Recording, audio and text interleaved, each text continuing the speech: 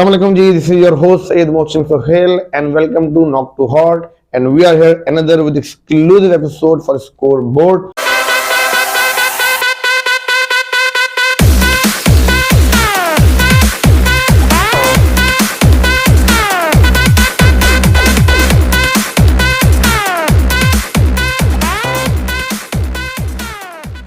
और आज हमारे साथ आ गए हमारे पुराने साथी जफर साहब। अस्सलाम सर। वालेकुम अस्सलाम। क्या हाल है सर आपका? अल्लाह का शुक्र है, बहुत खुश। लॉन्ग टाइम सर, कहाँ गायब हो गए थे आप? बस कुछ मसरूफियात, निजी मसरूफियात ऐसी थी, लेकिन इंशाल्लाह ताला अब हम कंटिन्यू रहेंगे इंशाल्लाह इंशाल्लाह। जी हाँ, हमने वर्ल्ड कप जो T20 का हुआ था उसको हमने फुल कवर किया था। इनफैक्ट जफर भाई ने सोलो शोज भी किए थे जब मैं नहीं था, एंड बीच में हमारा गैप आया है इनके साथ एपिसोड करने में, बट ही इज बैक अल्हम्दुलिल्लाह। और हम अब से क्रिकेट को वापस कवर करेंगे। एंड अब आप मत भूलिएगा PSL 8 जो आने वाला है फरवरी के अंदर, उसको हम पूरा कंप्लीट कवर करेंगे from 10 PM to 12 PM live, and every single day whenever the match is there हम उसको लाइव कवरेज भी करेंगे, उसमें लाइव डिस्कशन करेंगे, पूरा पैनल हमारे साथ होगा, तो उसको मत भूलिएगा देखना।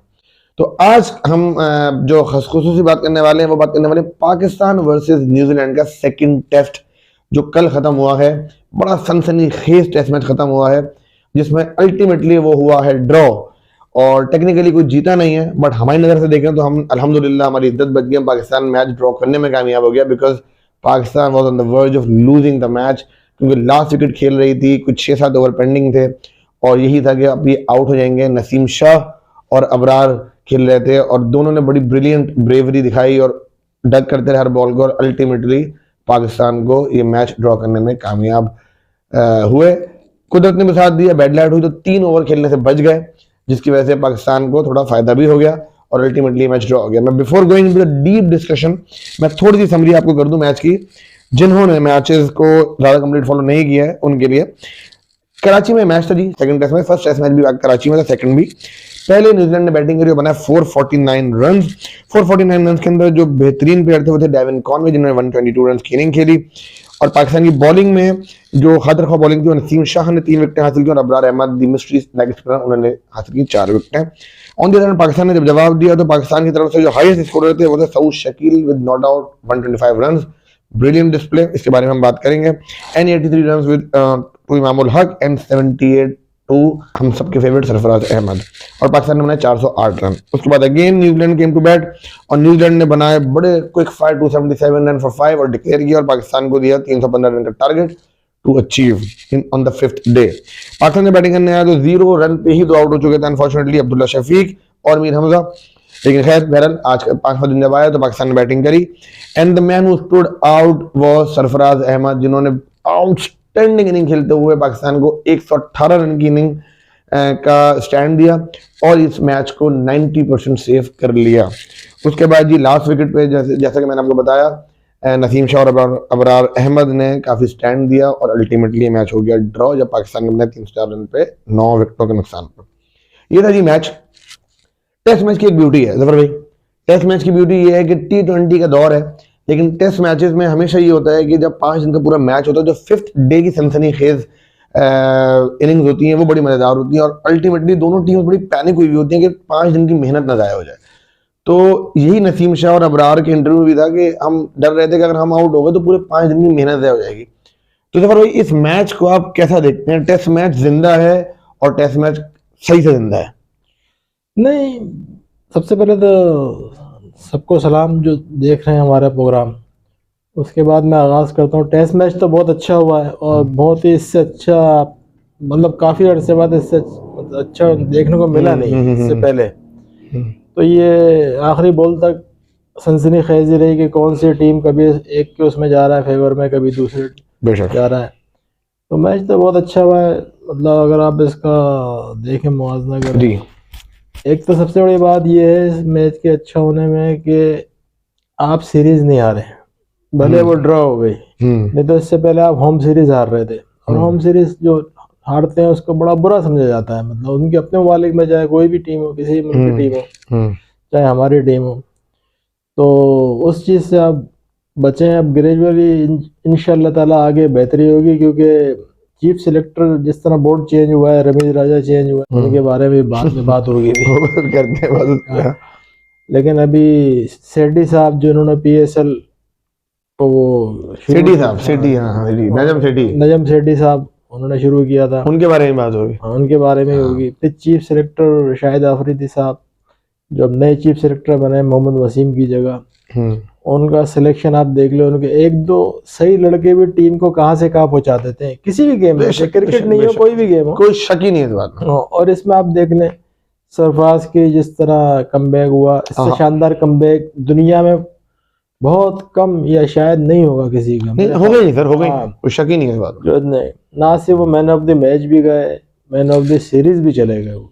बेशक बेशक। जबकि आप उनका पहला टेस्ट पहले दिन देखें, उनका इंटरव्यू सुने कि वो जिस तरह उन्होंने कहा कि मेरा दिल इतना धड़क रहा था, कोई मशीन चेक करती तो क्या रिजल्ट मिलता आपको। तो बहरहाल पूरे टेस्ट सीरीज में दोनों मैचों में सरफराज छाए रहे, सरफराज थे, हर तरफ थे।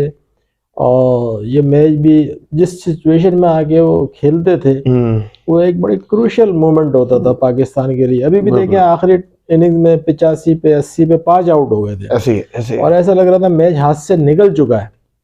लेकिन फिर वो सरफराज आया, उन्होंने सऊद शकील के साथ पार्टनरशिप बनाई एक लंबी, और सऊद शकील खैर आउट हो गए, लेकिन सरफराज की इनिंग्स कंटिन्यू रही। सरफराज की इनिंग्स बेशक। सर मैं इस पे सॉरी, मैं आपकी बात काट रहा हूँ, मैच तो पीछे करते हैं, मैच के बारे में बाद में बात करते हैं।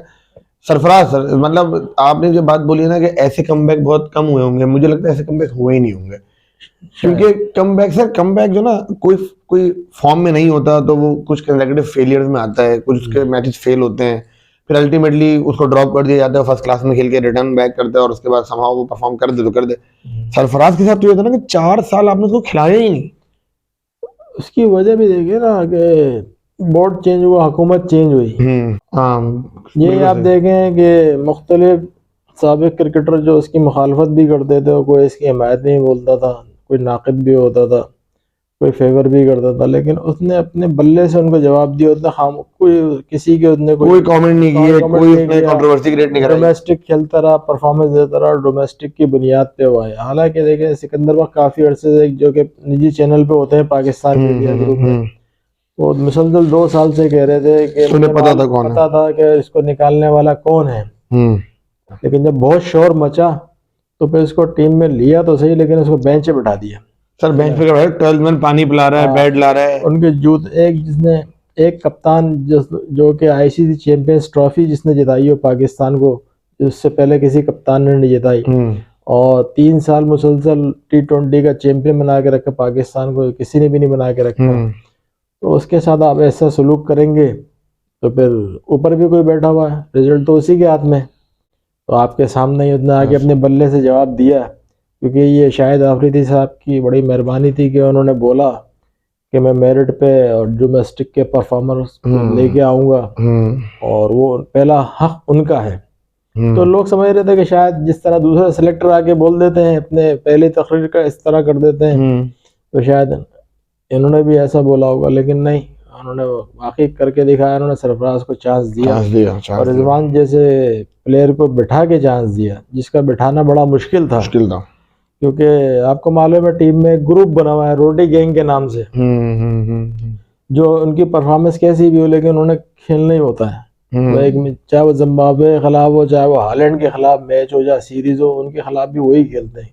लेकिन बहरहाल एक बोल्ड डिसीजन शाहिद आफरीदी का, जिसमें सकलैन और मोहम्मद यूसुफ भी कुछ नहीं कर सके, कोई शक नहीं इस बात, और उसने उस चीज को आपके सामने दुनिया को दिखा दिया। सर यही तो अलमिया है कि मैंने अपनी वीडियो भी बनाई है कि शाहिद आफरीदी का वाकई एहसान है कि जो वो टॉक शोज में कहते थे उन्होंने उस पर अमल कर दिखाया जब उनको मौका लगा। बाकी सब जो कहते थे वो कहते ही हैं, जब आते हैं तो फिर वो ही करते हैं, आपने जो भी बताया। और सरफराज के लिए मैं समझता हूँ कि आप वही बात कर रहे हैं, एक इंसान जब एक मर्तबे पे पहुंच चुका होता है, उसने आपको ICC चैंपियंस ट्रॉफी जिताई, T20 में कंसेक्यूटिव मैचेस जिताए, नंबर 1 पे रखा आपको, और किस तरीके से उसको निकाला और किस तरीके से उसको ह्यूमिलेट किया एक तरह से कि वो जूते ला रहा है, पानी ला रहा है, बैट ला रहा है, you don't do this to your greats, और किया। और उसके बाद जब चांस दिया उसको अल्टीमेटली, तो अल्लाह का करना आप देखें, अल्लाह की वही वाली बात है, लाठी पे आवाज है कि उसको उसके शहर में मौका मिला, उसके शहर में उसने 4 इनिंग्स खेली और 350 और फिर जो ये आज 100 की है, मैं देख रहा था जफर भाई कि आप देखें क्राउड मल्टीप्लाई हो गया यार, क्राउड उसको देखने आ गया। बेशक। और उसके बाद जो उसने रिएक्शन दिया सेंचुरी पे, हमने अपनी शॉट्स भी लगाई कि जो रिएक्शन उसने, मतलब ये बहुत कम देखते हैं ग्राउंड पे, उसने वो मतलब उसकी फ्रस्ट्रेशन निकाली ये उसने। उसका 4 साल के अंदर का एग्रेशन था, जो वो 4 साल उसके बैटिंग के खा गए। ये 4 साल में पता नहीं कहा, अभी भी पाकिस्तान का लीडिंग विकेट कीपर है वो, रन्स के हिसाब से, उसके अपने विकेट्स के हिसाब से। तो उसके 4 साल अगर नहीं तो 4 साल में कहाँ से कहाँ पहुंचो। इसको जो ड्रॉप किया था वो भी गलत किया था, कि आखिरी सीरीज साउथ अफ्रीका के खिलाफ खेला था, उसमें भी उसने 50 की थे, लेकिन उन्होंने ड्रॉप कर दिया, कि उन्होंने ड्रॉप करना ही होता है। जिसको ड्रॉप कर दिया उसके लिए 50 बहाने होते हैं, जिसको टीम में लेना होता है उसके लिए 50 बहाने होते हैं इनके पास। बताएं, आपको जो स्कोर करने के बाद कोई टीम से बाहर होता है? सर मैं कहता हूँ जो नंबर 1 पे T20 पे आपको 3 साल से 2 साल टीम हो, वो उसका कैप्टन कभी नहीं निकलता। कैप्टन कभी नहीं निकलता। ये तो लेकिन आई थिंक वही अल्लाह ने दिखाया कि हमने फवाद आलम के केस में देखा था, जिसके 10 साल इन्होंने ऑलमोस्ट जाए किए, और वो जब आया तो उसने क्या किया सब जानते हैं। उसको अभी भी उसके साथ जाती की, उसको निकाला हुआ, जो कि वजह समझ में नहीं आती मुझे, समझ में नहीं। ठीक है, सरफराज के साथ 4 साल उसके टेस्ट मैचेस जाएगी। देखें, no doubt Rizwan is performing outstanding, but आपको ऑल्टरनेट रखने हैं ना। अफरीदी की कैंपेन वो देख रहा था मैं प्रेस कॉन्फ्रेंस में, कहा सरफराज हमारे लिए टीम का सेकंड कीपर जरूर, और टेस्ट मैच की प्रायोरिटी है, वो वनडे T20 में वो है। फेन भाई एक्सेप्टेड कि ठीक है आपने अलग अलग टीम में बनाया हुआ है, बट ये नहीं हो सकता कि आप तीनों फॉर्मेट में एक ही कीपर खिलाते रहे, जबकि दूसरा कीपर बड़ा स्ट्रॉन्ग आपके पास मौजूद है। तो ये तो खैर सरफराज ने हमारे दिल जीत लिए वन सेकेंड, जैसे अल्लाह रखे उसे कौन चखे। और सरफराज एक वक्त उन्होंने बड़ी लंबा इंतजार किया था जब कामरान अकमल खेलते थे और बड़े कैचेस छोड़ते थे और ड्रॉप नहीं होते थे, और सरफराज अहमद बेंच पे बैठे रहते थे। उनके भाई उमर अकमल का भी ये हाल था और अदनान अकमल का भी ये हाल था। हाँ, उनके भाइयों को आने नहीं दिया था। फिर सरफराज को जब मौका लगा, सरफराज आए, तो फिर सरफराज ने दिखाया कि वो किस काबिल है। मुझे आज वो 2015 का वर्ल्ड कप भी याद है, जब वकास यूनुस कैप्टन थे, मिसबाह-उल-हक, उसमें भी नहीं खिला रहे थे सरफराज को, और फिर जब चांस दिया साउथ अफ्रीका के अगेंस्ट और ओपन करा दिया, उसमें स्कोर भी 49 कर दिया इन्होंने, और उसमें हाशिम आमला का एक नाकाबिले यकीन कैच भी पकड़ा था इन्होंने। हाँ, तो ये तो सरफराज कितनी दफा प्रूफ करेगा सफर भाई। बस बात ये ना कि मैं आपको बताऊं कि बाद लोगों के लिए 10 मैच होते हैं, बाद लोग के लिए 2 मैच होते हैं। किसी को टीम से निकालना हो तो 2 मैच के बाद लोग खेले जाते हैं 10-10, 20-20 मैच, जैसे हसन अली है और कई इस तरह की मिसालें हैं। खुद बाबर आजम अपने इनिशियल दौर में स्कोर नहीं कर रहा था, लेकिन खेले जा रहा। मिक्की आर्थर ने खिलाया, सरफराज ने खिलाया इसको। और सरफराज तो ऐसा है एक प्लेयर और कप्तान ऐसा है जो अपने नंबर पे, वो क्या कहते हैं उसको, किसी भी नंबर पे सैक्रिफाइस करता है। बिल्कुल, पीछे आता था, आगे आने देता था।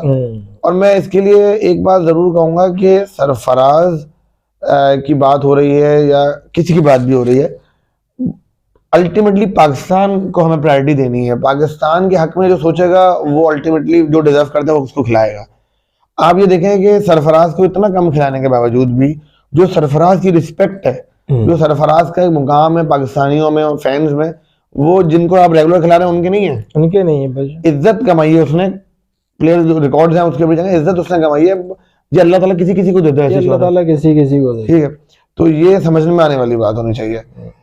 तो भाई देखें ना, उसकी आखिरी इनिंग्स देख लें, वो तारीखी इनिंग्स है, मतलब उसके कैरियर की। और जो जिन लोगों ने क्रिकेट देखी है, जो जानते हैं क्रिकेट, समझते हैं कि उसने आखिरी इनिंग्स जो अभी खेली है प्रेजेंट 118 रन कैसी खेली है, वो तो बैट लग रहा है कि वो आउट हो गया, क्योंकि ग्लव से लग के चले गई। क्योंकि कोई भी क्रिकेट तो ऐसी है, कोई भी एक अच्छी बॉल किसी बैट्समैन को आउट कर देती है, कोई भी एक गलत शॉट बैट्समैन का आउट हो जाता है। तो वो एक अच्छी बॉल थी और टीम पे प्रेशर पे सरफराज अपनी बारी भी खेल रहा था और अपने टैलेंटर्स की बारी भी खेल रहा था। बेशक वो 2 बारियां ले रहा था।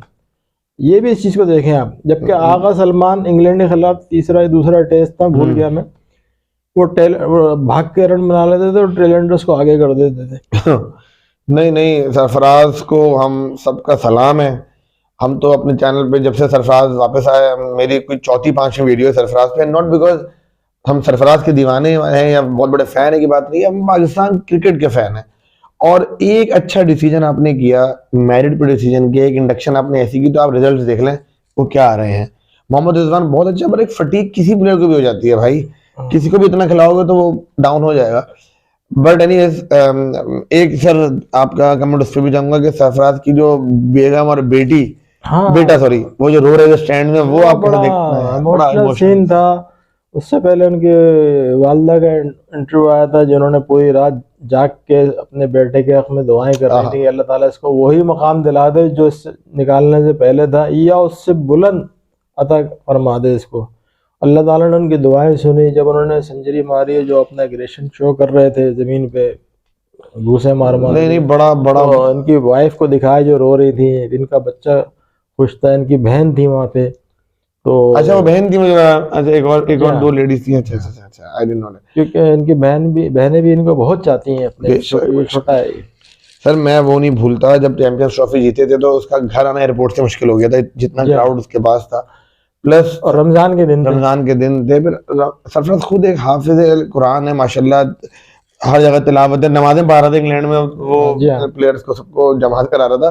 प्लस मुझे एक और वीडियोस की याद है, जब ये वर्ल्ड कप की टीम जा रही थी जिसमें T20 में सरफराज नहीं था, तो पिछले वर्ल्ड कप की बात बता रहा हूँ, या एशिया कप की, उसमें ये 70 पे बाइक पे जा रहा होगा अपने बच्चे को आगे बैठा के, तो दो चार हमारे यहाँ तो लड़के एक से एक है ना, हाँ।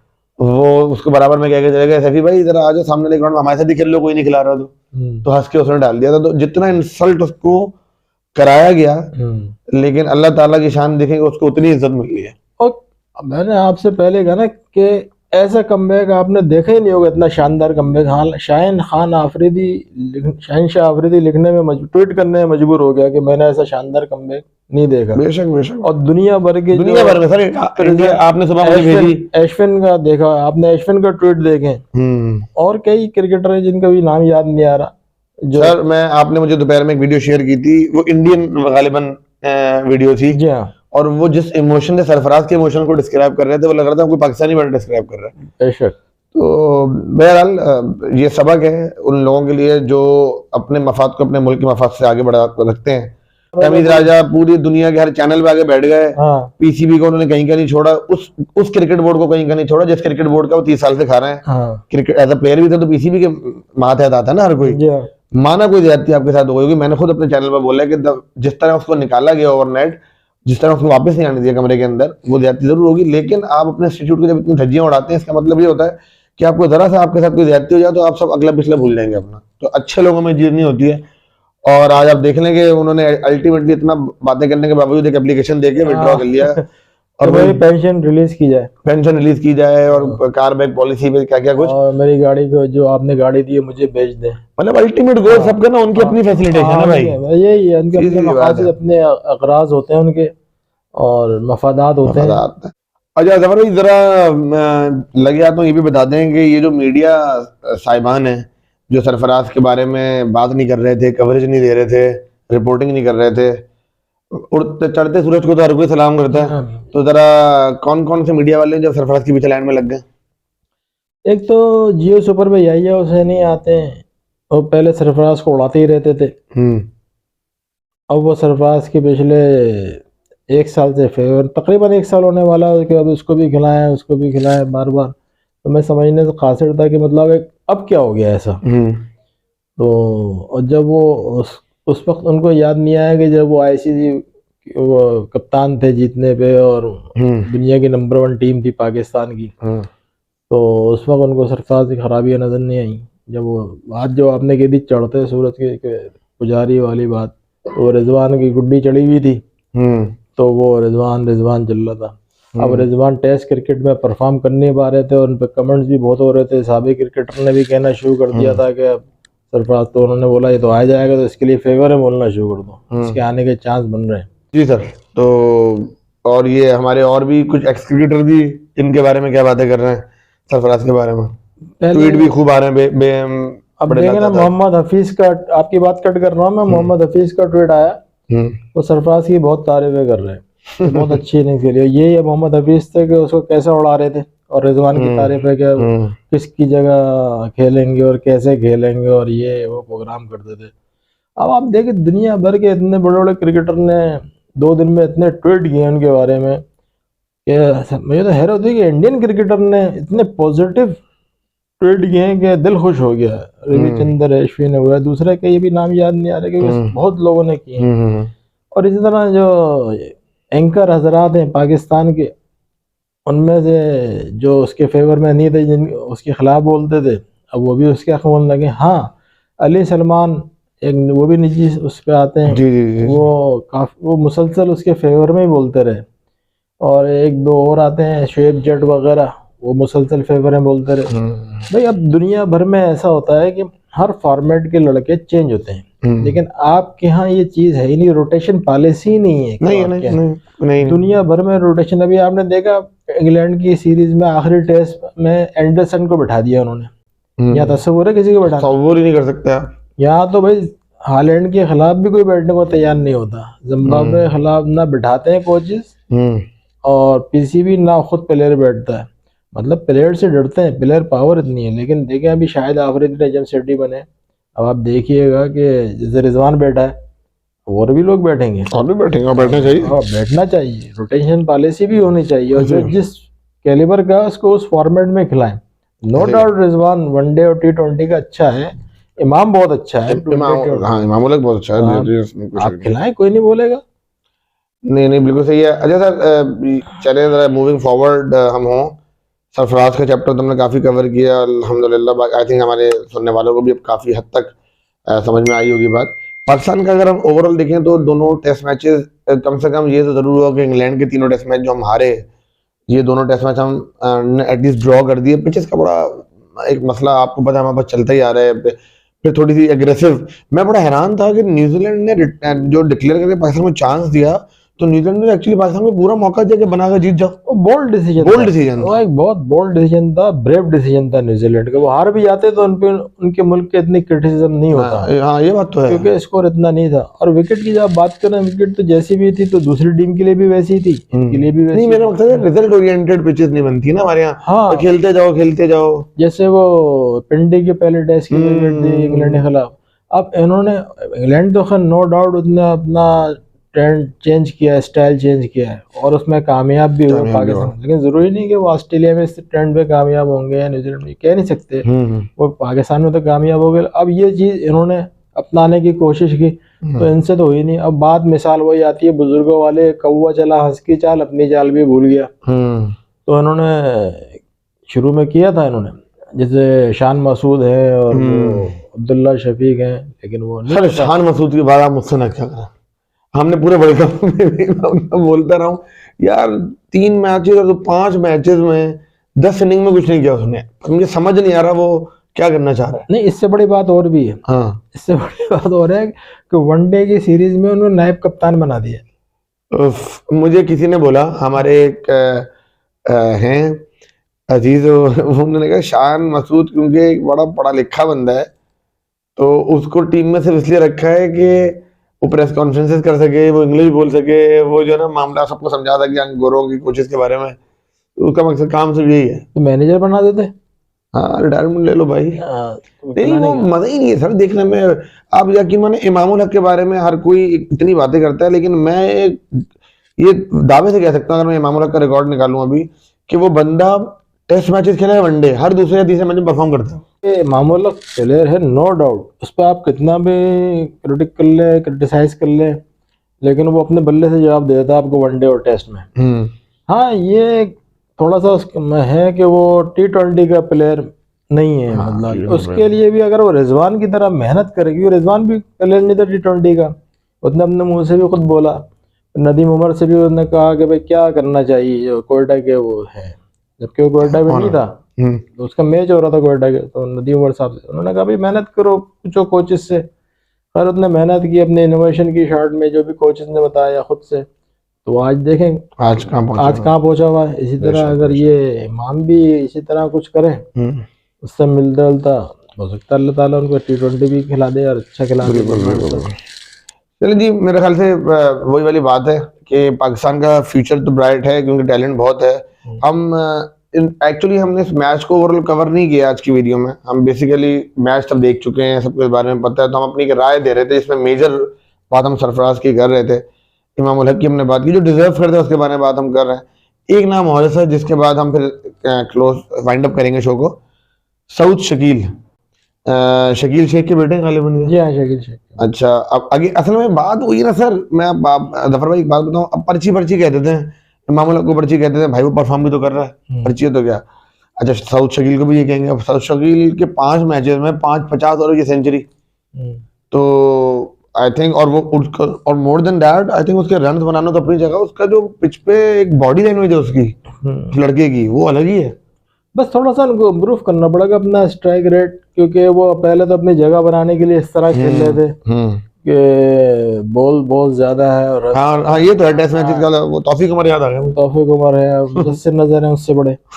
लेकिन अब ये है कि अब जब इनके जहन में ये आ जाएगा भाई अब मैं ड्रॉप नहीं हो सकता, अब मैं खेलूंगा, तो फिर ये हो सकता है खुल के भी खेले, तेज खेलने की अपने कोशिश करे, स्ट्राइक रेट बेहतर करें। ये मतलब बाकी तो पहले नो डाउट देखें, मैं अब बड़े अरसे पाकिस्तान को बॉलर की कभी कमी नहीं रही, बट बड़े अरसे बाद अब एक वक्त आया है जब बैट्समैन पाकिस्तान को वापस मिलना शुरू हुए। I think after this Saeed Anwars, Yousuf Inzamam, to an extent Hafeez Malik, उनके बाद अब जाके कोई 15 साल बाद अब बैट्समैन मिलना शुरू हुआ, बाबर आजम की शक्ल में, रिजवान की शक्ल में।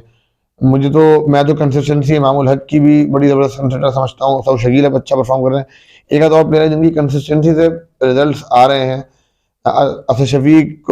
अब ये तो टॉपिक सर, एक टॉपिक मैं आपसे अगली एक वीडियो बनाऊंगा जिसमें मैं असद शफीक, फवाद आलम, इन 2 4 लड़कों के बारे में बात करूंगा जो कराची के। ये कहाँ हैं भाई, ये कर क्या रहे हैं, ये इतना बड़े डोमेस्टिक खेल रहे हैं, परफॉर्म भी कर रहे हैं, स्कोर भी कर रहे हैं। अब देखें शायद आफरीदी साहब आए हैं बेहतरीन लाया। खैर ये टॉपिक इंशाल्लाह हम दोबारा इस पे एक वीडियो बनेगी सर, हाँ ये बनेगी वीडियो स्पेशली हमारे कराची के फैंस के लिए, कि हम उनको बताएं उनके खोए हुए प्लेयर्स हैं किधर। और बस जी यही हमने आज बड़े दिनों बाद एक बैठक की जफर भाई के साथ शो में, और अपनी पुरानी यादें भी ताज़ा की, और पुरानी यादें मतलब अभी 1 महीने पुरानी, और हम बस अपने PSL के स्टार्टिंग की तरफ रवा दवा हैं, और हमारे हैं आपके पास लाइव डेली इंशाल्लाह ताला PSL की कवरेज के लिए इंशाल्लाह, और बड़ा ज़बरदस्त आपको हम लाइव जो है रिएक्शन भी देंगे, मैचेस जो चल रहे होंगे रात के। और बड़ा PSL जो क्रिकेट जानता है उसके लिए PSL एक जो है वो एक इवेंट है, एक वो क्या कहते हैं, वो ईद बकरीद को क्या कहते हैं, वो वर्ड याद नहीं आ रहा इस वक्त, त्योहार है हमारे लिए, एक त्योहार है वो पूरा महीना, तो हम उसको बड़ा एंजॉय करेंगे इंशाल्लाह आप लोगों के साथ। और जफर भाई इजाजत लें, बिल्कुल, जैसा आप, हाँ आई थिंक वीडियो लंबी हो गई है काफी, और सामीन भी बोर ना हो जाए, हाँ सामीन भी बोर ना हो जाए, करके ना देखना शुरू कर दें। हाँ बिल्कुल ऐसी है। अपना ख्याल रखें जी, हमारे साथ बने रहे जफर भाई, और हम आपके लिए कोशिश करते हैं कि क्रिकेट पे उन चीज़ों पर डिस्कशन करें। मैं बार बार अपनी वीडियोस में ये कहता हूँ नॉक टू हर्ट पे, कि हमारा इंटेंशन ये होती है कि हम उस बारे में बात करें जिससे पाकिस्तान की तरक्की में भी, मतलब इस सेंस में कि कोई ऐसी चीज बात हो जो पाकिस्तान के फेवर की बात हो रही हो। हम एजेंडा बेस्ड बात नहीं करते कि आज ये टॉपिक चल रहा है तो इसके बारे में बात कर लो, आज वो टॉपिक चल रहा है उसके बारे में बात कर लो। अपनी व्यूज के लिए, अपनी सब्सक्रिप्शन के लिए हम वो बात करते हैं। सरफराज का हक था, उसके बारे में बात करनी थी तो उसके बारे में बात की है, तो शकील इमामुल हक सही बात की, गलत बात भी नहीं की, ऐसे ही है। तो हम इसीलिए करते हैं बिकॉज हम क्रिकेट के लवर्स हैं, हम ट्रू क्रिकेट फैंस हैं, तो हम इसके साथ जाती होते हुए देख नहीं सकते। हमें भी अफसोस होता है, हमारे सेशन प्राइवेटली इतने होते हैं, बैठते हैं हम सिर्फ क्रिकेट की बातें करते रहते हैं और पाकिस्तान की बेहतरी के लिए बात करते रहते हैं। हमारी दुआएं पाकिस्तान के साथ हैं, पाकिस्तानी प्लेयर्स के साथ हैं। अपना खूब ख्याल रखिएगा। इस वीडियो को लाइक भी करें, शेयर भी करें as much as you can, and don't forget to subscribe if you haven't subscribed it yet. हमारी फैमिली बढ़ती चली जा रही है and hopefully it will touch 1000 subscribers very soon with your support, और हम आपके साथ हैं इंशाल्लाह ताला। नेक्स्ट वीडियो में आपसे मुलाकात होती है। अपना खूब ख्याल रखिएगा मेरे और जफर भाई की तरफ से। अल्लाह हाफिज।